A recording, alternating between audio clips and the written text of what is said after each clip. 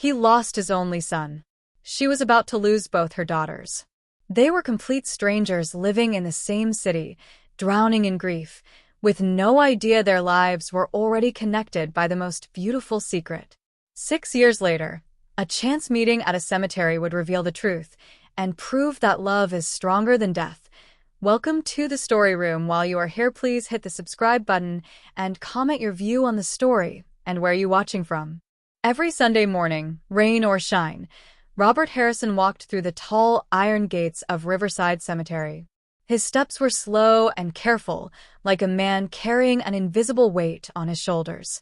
At 70 years old, Robert's hair had turned completely silver. He wore a simple jean jacket, always the same one, as if anything else would feel wrong for this sacred journey. He was walking to visit his son. His only son, Daniel. Now, you need to understand something about Robert. He wasn't just any man. He'd spent 40 years building one of the largest telecommunications companies in the country. Newspapers called him the architect of connection. His company had brought internet and phone service to millions of homes across 3 continents. He had more money than he could ever spend. Forbes estimated his wealth at around $5 billion. But none of it mattered. Not a single dollar could bring back what he'd lost. Daniel had died 6 years ago. He was only 31 years old. A bright, beautiful soul taken too soon by a tragedy that made no sense. A car crash on a rainy Tuesday evening. Some teenager, texting while driving, crossed the center line. Just like that, Robert's world ended.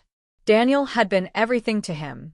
You see, Robert's wife, Caroline, had passed away from breast cancer when Daniel was just 9. After that, it was just father and son. They became best friends.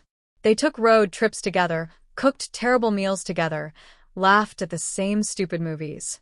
And then, in one terrible moment, Daniel was gone. For 6 years, Robert had made this walk every Sunday. He would stand at Daniel's grave, a beautiful marble headstone with simple words, Daniel Harrison, he lived with love. Robert would stand there, sometimes for hours, talking to his son, who couldn't answer back. This particular Sunday started like all the others. Leaves crunched under Robert's feet as he walked the familiar path. The autumn air was crisp and cold. He could see Daniel's grave ahead, beneath the old oak tree they'd chosen together, back when Caroline was buried there. But as he got closer, Robert stopped. Something was different. There were 2 small figures kneeling at Daniel's grave. Children. 2 little girls, identical twins, maybe 8 or 9 years old. One wore a bright blue jacket, the other wore green. Their dark curly hair was pulled back in matching ponytails. They knelt in the fallen leaves, holding hands, their heads bowed. Robert's first thought was to wait, give them privacy. But confusion held him frozen in place. Why would children be at Daniel's grave? Daniel had no other family. No cousins, no nieces or nephews. Robert moved closer, his footsteps quiet on the grass. As he approached, he could hear their voices. Small and sweet, speaking together like they'd rehearsed the words 1,000 times. Thank you for saving us. Thank you for giving us a chance to live. We wish we could have known you. We wish we could tell you ourselves how grateful we are. Please watch over our mama. She thinks about you every day. Robert felt like he'd been punched in the chest. His breath caught in his throat. Saving them? Giving them a chance to live? What did that mean? The girls must have sensed him standing there, because they turned around at the same time. Their eyes, deep brown and serious, looked up at him. They didn't seem scared, just curious. Are you here to visit someone? One of them asked politely. Robert's voice came out shaky. Yes, I'm here to visit my son, Daniel Harrison. This is his grave. The girls' eyes went wide. They looked at each other, then back at Robert. And then, without warning, both of them burst into tears. Not quiet tears. Deep, chest-heaving sobs that shook their little bodies. Robert dropped to his knees, alarmed. Oh no, please don't cry. What's wrong? I didn't mean to upset you. The girl in the blue jacket, her name tag said Lily, spoke through her tears. You're Daniel's daddy? You're really his daddy? Yes. Yes, I am. But how do you know my son? What did you mean about him saving you? The other girl, her tag red Rose, wiped her eyes with her sleeve and said words that would change Robert's life forever. He gave us his kidneys and his pancreas. When he died, he saved our lives. The world tilted sideways. Robert grabbed the headstone to steady himself. His legs felt weak. Organ donation. He'd forgotten. No, he'd buried that memory along with Daniel. At the hospital, numb with grief, he'd signed the papers. The doctors had asked if Daniel could be an organ donor, and Robert had said yes because he knew that's what Daniel would have wanted. But then Robert had walked away from it. He couldn't bear to know who received Daniel's organs. The pain was too sharp, too raw. He donated what he could, and then tried never to think about it again. You received Daniel's organs? Robert whispered. Lily nodded, tears still streaming down her face. I got one of his kidneys. Rose got the other kidney, and his pancreas. We were both dying. The doctors said we maybe had a few more weeks, and then they said someone had given us a miracle. Rose added, her voice small. We were only 3 years old, so we don't remember much. But Mama tells us the story. She says we're alive because someone chose to give, even when they were losing everything. Lily continued. We come here every Sunday with Mama to say thank you. She says it's important to honor the gift we were given. Robert's legs gave out completely. He sank down into the leaves, sitting right there on the cold ground, not caring about his expensive coat. Tears poured down his face. Daniel saved you, he whispered. My son, my Daniel, he saved you. A woman's voice called out from behind him. Girls? What's happening? Is everything okay? Robert turned to see a woman in her late 30s hurrying toward them. She wore medical scrubs under a worn winter coat. A hospital worker, Robert guessed. She was pretty, with worry lines around her eyes and the same dark curly hair as her daughters. Mama, Rose called out. This is Daniel's father. This is the daddy of the man who saved us. The woman stopped dead in her tracks. Her hand went to her mouth. Mr. Harrison, she breathed. You know who I am? I don't, Robert managed. I never asked. I couldn't. I know, the woman said, tears in her eyes now too.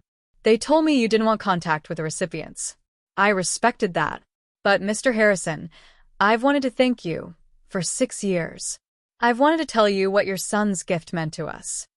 Before the story continues, subscribe. These stories are written to change lives. They sat together on a nearby bench, Robert in the middle, with Lily on one side and Rose on the other, while their mother told him everything. Her name was Grace Williams. She worked as a respiratory therapist at City General Hospital. The twins had been born 10 weeks premature with severe complications. Both girls had kidney failure, and Rose also had a malfunctioning pancreas.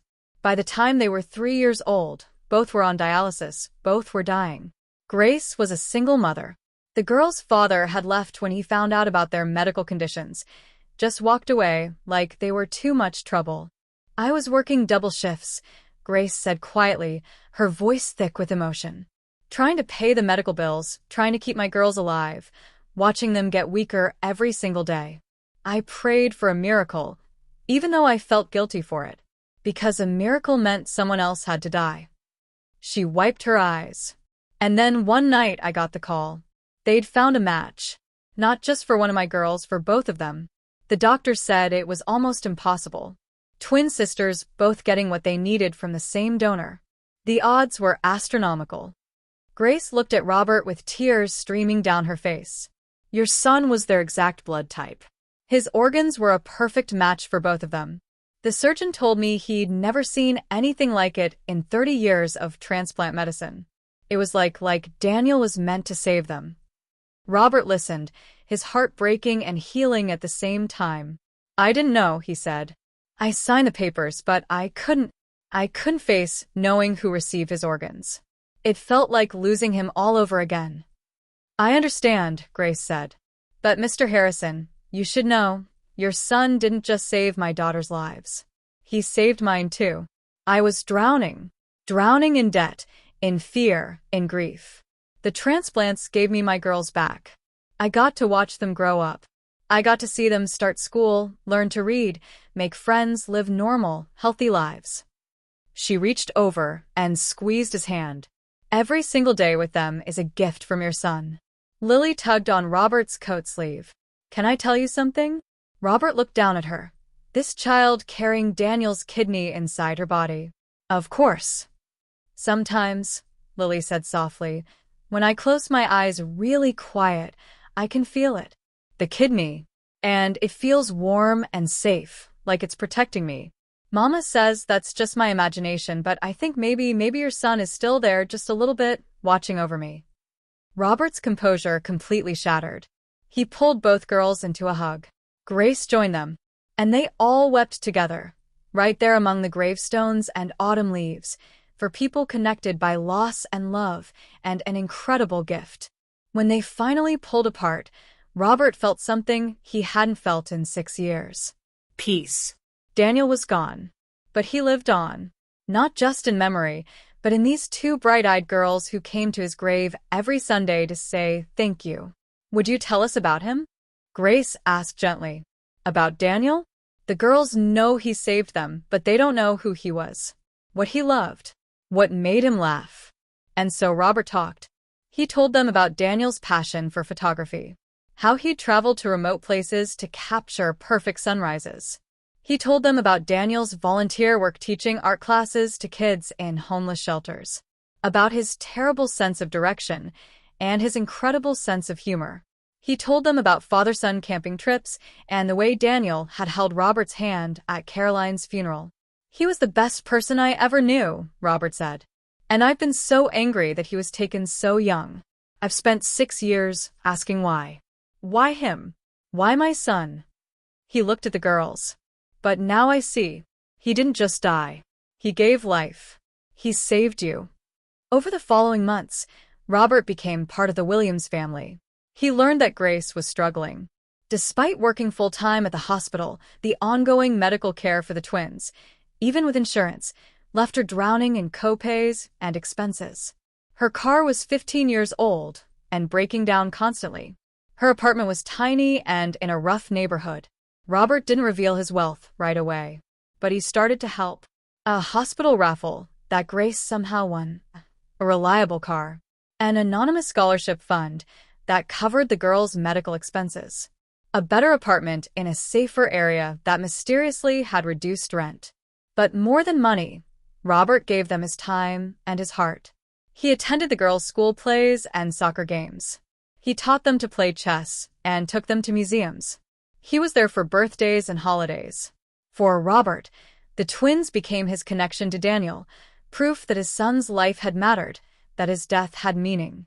But they also became precious to him in their own right. Two remarkable little girls who faced each day with courage and gratitude. One evening, about a year after that first meeting at the cemetery, Robert sat with Grace after the girls had gone to bed. He'd finally told her the truth about his company, his wealth, how much he could help. I want to do something, Robert said. I want to create a foundation in Daniel's name to help families dealing with pediatric organ transplants, to cover the costs insurance doesn't, to provide support for people like you who are fighting to keep their children alive. Grace's eyes filled with tears. Robert, that's beautiful. I want you to run it. You understand what these families go through. You've lived it. Within a year, the Daniel Harrison Foundation was established. Grace left her hospital job to run it full-time, and Robert provided everything it needed. They helped hundreds of families, covering expenses, providing emotional support, connecting recipients with donor families when both sides wanted it. Behind the foundation building, they created a memorial garden where donor families could plant trees in honor of their loved ones. At the center was a stone with Daniel's name and his favorite quote, "We make a living by what we get. We make a life by what we give." The twins thrived. Lily discovered a love of photography. It's the kidney, she'd insist. Daniel's kidney loves beautiful things and began taking stunning nature photographs. Rose became passionate about medicine, already talking about becoming a transplant surgeon. On the 6th anniversary of that meeting in the cemetery, Robert stood with Grace and the twins at Daniel's grave once more. But this time, they weren't alone. Dozens of families were there, all people helped by the foundation, all touched in some way by Daniel's legacy. Lily and Rose, now 14 years old, had prepared something special. They'd written a speech together, and they delivered it there in the cemetery, standing hand in hand. They spoke about the courage it takes to let go, about the love that transcends death, about how one life can ripple outward to touch countless others. As Robert listened, watching Rose unconsciously rest her hand over her side where Daniel's kidney lived, he finally understood. Daniel's death had nearly destroyed him, but in that destruction, something new had been born. Not a replacement for what he'd lost, but something equally precious. A new family, a renewed purpose, and the knowledge that love doesn't end with death. After the ceremony, as people shared stories and embraced, Rose came to stand beside Robert. "Are you okay, Grandpa?" she asked. She'd started calling him that 6 months ago, and every time she said it, Robert's heart swelled. "I'm more than okay," Robert said honestly. "I'm grateful. For you, for your sister, for your mother, for this second chance at family." "We're grateful too," Rose said. "We know we can never replace Daniel. We don't want to. But we love you. And we're so glad you found us." Lily joined them, slipping her hand into Robert's. "Do you think he knows? Daniel? Do you think he knows what happened? That parts of him are still here, still helping people? That he saved us and helped all these other families too?" Robert looked up at the sky, remembering his son's smile, his laugh, his enormous heart. "Yes," he said with certainty. "I think he knows. And I think he's proud of all of us." That night, Robert sat in his study, looking at a photograph of Daniel, one he'd finally been able to display again. Beside it was a newer photo of him with the twins, all three of them laughing. He thought about that day at the cemetery when he'd heard 2 little girls praying at his son's grave. He'd thought his grief would kill him. He'd thought he had nothing left to live for. But he'd been wrong. Daniel's death had given life to the twins, and the twins had given new life to Robert. Out of tragedy had come something beautiful. Robert pulled out his journal and began to write, something he did every night now. He wrote about Daniel, about the girls, about Grace, about the families they were helping. He wrote about the transformation from grief to hope, from despair to purpose. And he ended the entry as he always did. "Thank you, Daniel. Thank you for your generous heart in life and in death. Thank you for saving these precious girls. Thank you for teaching me that there's always a reason to hope, always a reason to love, always a reason to keep going. Your legacy still lives. Your love still grows. And your father still loves you, forever and always." Across town, in a small bedroom, Lily lay in bed with her hand resting on her side, feeling the steady work of Daniel's kidney inside her. She thought about the man who'd given her this gift, about the father who'd found them at the gravesite and become their grandfather. She thought about all the ways that life and death were intertwined, how something terrible could lead to something beautiful. "Thank you, Daniel," she whispered into the darkness, a prayer that had become her nightly ritual. "Thank you for my life. I promise I'll make it count." And in that moment, with Daniel's gift working quietly inside her, carrying life forward into the future, Lily fell asleep, content in the knowledge that some gifts truly do last forever. Thanks for your watching. Don't forget to subscribe, like, and share to the Story Room for meaningful stories that inspire and teach life lessons. Follow for part 2.